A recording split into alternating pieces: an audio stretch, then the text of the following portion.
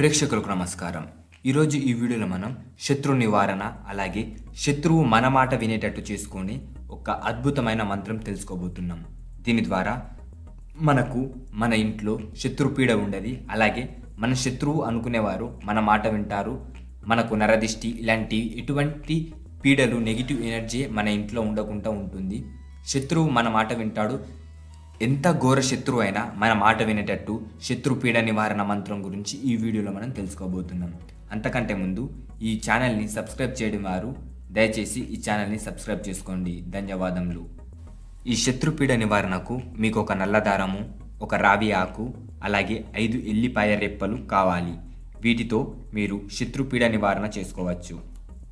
మొదట ఆ 5 ఎల్లిపాయల్ని నల్ల దారంలోకి దూర్చి ఆ రావి ఆకులో పెట్టి ఇప్పుడు నేను చెప్పే ఈ మంత్రాన్ని 111 సార్లు చదవాలి.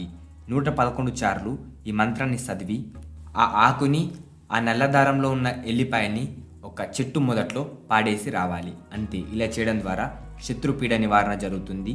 మీ శత్రువు మీ మాట వింటాడు. ఇప్పుడు ఆ మంత్రం ఏంటో తెలుసుకుందాం.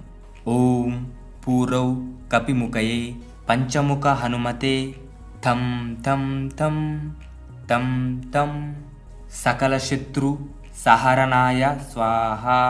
ఈ మంత్రాన్ని 111 సార్లు ఎల్లిపాయని గట్టిగా పట్టుకొని మీ శత్రువుని తలుచుకొని ఈ మంత్రాన్ని చదివిన తర్వాత ఆ ఎల్లిపాయల్ని ఆ రావి ఆకుని ఏదైనా ఒక చెట్టు మొదట్లో పాడేయడం ద్వారా మీరు శత్రు నివారణ పొందుతారు. ధన్యవాదములు.